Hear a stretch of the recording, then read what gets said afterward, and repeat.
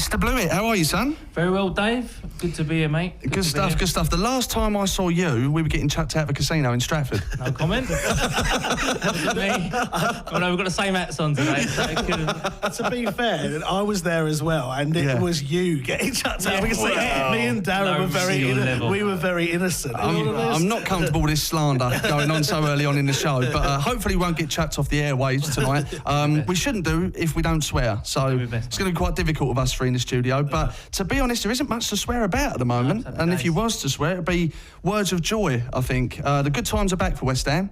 Yeah. You was a defender, and potentially, from an attacking perspective, our starting lineup could include Haller, Lanzini, Fornals, Anderson and Yarmolenko together. I mean, you wouldn't want to face that, would you? It's frightening. Finally, hopefully fans now can get behind everyone and realise we're actually investing correctly now.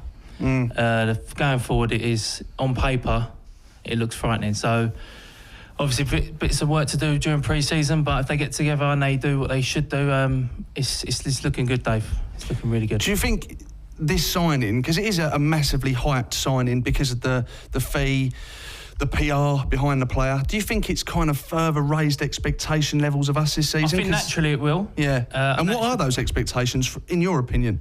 I still think with that signing now, we've got to be pushing, imagine eighth, and then looking for Europe. We're looking for that at least Europa League place. You got to now. I mean, it's a massive signing.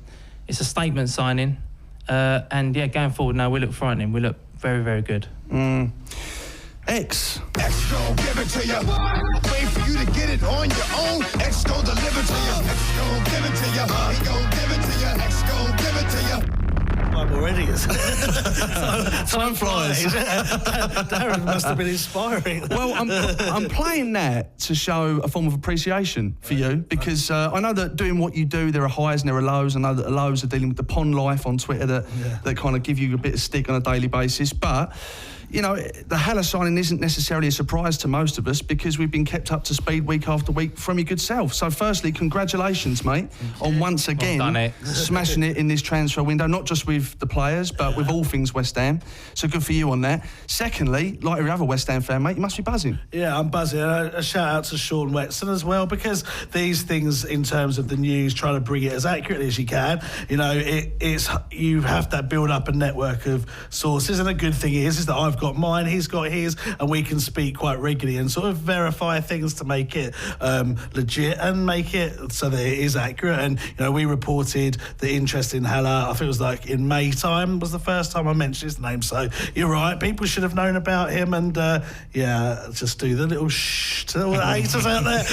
I would say others if other things if I could, but it's 7 o'clock. But I'm absolutely buzzing for the signing, because we mentioned him on the West Ham Way website about 4 years ago as a player to look for, not just for joining West Ham, but in terms of potential. That was a guy called Rocky on Twitter who pointed him out, and he looks like he's got all the perfect things to be a top-class Premier League forward. You know, he's 6'3", he's pacey, he's strong, he's a good finisher, he brings others into the game as well. And when you talked about the amount of attacking midfielders we're going to play as well, he's going to need to bring them in. Service. That's right, yeah, he's going to get the service, and he's also going to be able to bring them into play as well. And personally, I'm not just saying this because, you know, people seem to think I've got a different motive for saying it. I genuinely believe he is a better signing than Gomez, because I just think, like, in terms of his physique, the fact he's played for a bit longer, he's bigger, just in the system we've got, I think he's more suited personally, and I'm extremely excited. We've got our marquee forward, just have to make sure he doesn't get injured. Buzzing, mate, buzzing. It's the West Ham curse, isn't it? I mean, again, I think what is potentially so exciting about the way the squad is looking now, and I tweeted earlier on saying, look at the squad of players we've got now, and I think really we've got two solid options per position now, which is a really good position to be in. And on this show, many a times we've debated who should play the number 10 role, who should sit in just behind the forward. Will it be Lanzini? Will it now be Fornals? If not, what does that mean for the one that isn't playing number 10? But it kind of looks like there isn't going to be a number 10 role now. There could be two central attacking players with maybe Declan playing as an anchor man. Yeah. Is that a formation you like look at? I think Declan definitely is a stamped on starter. So then you're looking elsewhere, and you're looking Fornells, then you got Lanzini complaining. Still got Noble. I mean, he's looking sharp in pre-season already. Does he start though, Darren? At the minute, on paper maybe no, but you know what he's like. He proves people wrong every year. I don't want to go to Mark Noble loving because I'll get stick.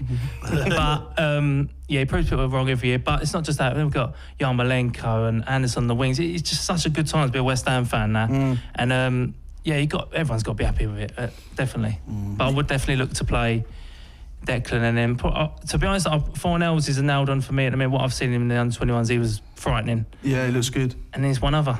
So, Do you know one person didn't mention there as well as Wilshere? Yeah, I think he's looked good in pre-season as well. I mean, on his day, if he can stay fit and get back to anything like what he had when he was at Arsenal and playing for England, he is arguably our best player. But you know, so it's always that worry options. in the back of your mind. Yeah, but definitely. If he stays fit, we've got a brand new player, really. Yeah, definitely. A top player as well. So yeah. Do you know what I think is a real positive to come from this? Is last season the key word for the most frustrating times during that campaign was inconsistency. Yeah. It drove us all mad as West Ham fans. And I think one thing that this squad has now is competition for places, which arguably we didn't have too much of last season. No. And I think that can only step them up a gear. Keeps you on your toes. Yeah, well, you want to perform all week in training. Yeah. You want to start, so you don't want to train and end the week you're on the bench. That's not what you're in football for. So, yeah, it keeps you on your toes and you fight for that place. And it's healthy competition. You want more good players than you're starting 11 every week.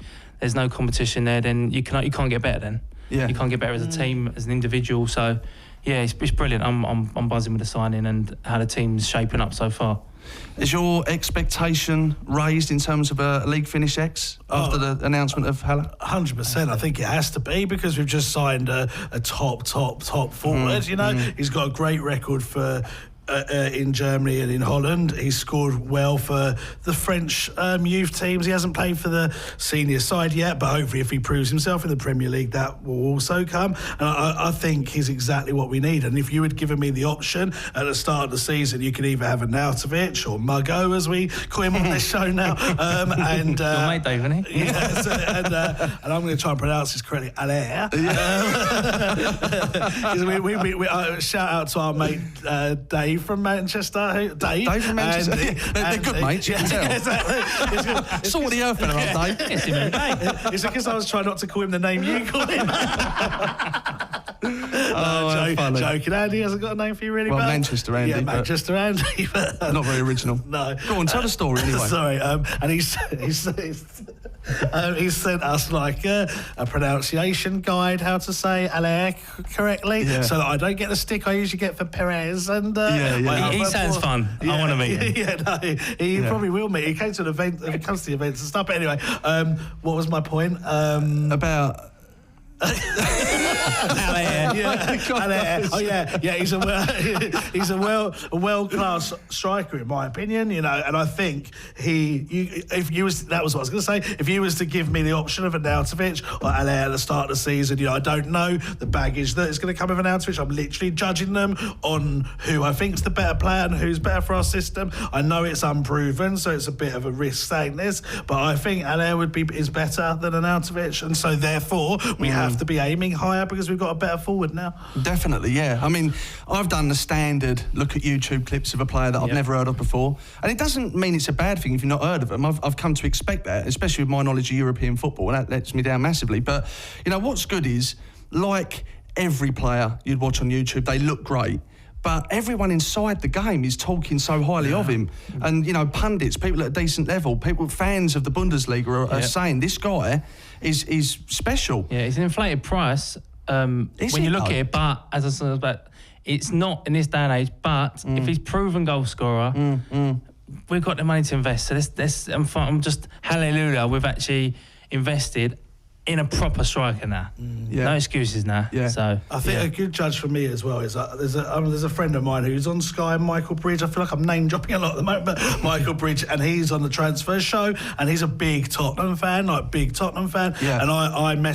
retweeted something he said yesterday, and he was full of praise for West Ham for signing him. And I'm thinking, obviously as a pundit he's neutral anyway, but as a Tottenham fan, there's probably that element of not wanting West Ham to sign someone good, and he was just literally full full of praise for him. And if you look across, any media, everyone's saying what a signing this is for us. So let's hope it proves to be that way. And do you know what I love as well about our squad of players? Certainly the first team is it looks like that average age across the boys is dropping. Yes, definitely. And that's clearly a strategy. We said it on the show, didn't we? That was the objective. And again, if you compare an Arnautovic to Allaire is 25 and an Arnautovic is 30, so you have shaved 5 years off there. Hopefully a better attitude as well. Similar ages that you get that bond together, they're pally, they're mates. Definitely. And that can only enhance a team, so it's good stuff. Definitely. We were talking about when we had Jimmy Walker in, he was saying how important it was for that playoff. I mean, you would have been in the squad around that time when we got promoted, because you had Rio Coca and Everington and Harewood and Zamora and all that, all roughly the same age. It backs what you were just saying. Yeah, most definitely. They had a really good bond together.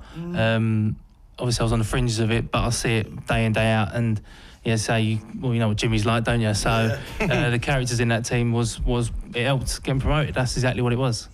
I believe, I mean, you know much better than me, Darren, but team bonding and team chemistry and sort of effort levels and motivation you've got to have ability alongside it. Course, if you have that, it can put players 25-30% better. It gives you that little 5 yards to help your team out, put a tackle in, put good passing, help your team during the 90 minutes and off the pitch as well. So Burnley finished 6th on the back of that purely. Well, exactly. Greece won the Euros once, Leicester won the league. There's all those times when smaller clubs, for want of a better word, have done it, and it is largely down to that sort of thing. And I think Darren makes a good point. If you've got players of the same age, naturally they bond a bit better, and definitely. I think that will help for Nails. Is 22, is he? I think 22. So again, he's fitting that younger age bracket as well. Definitely.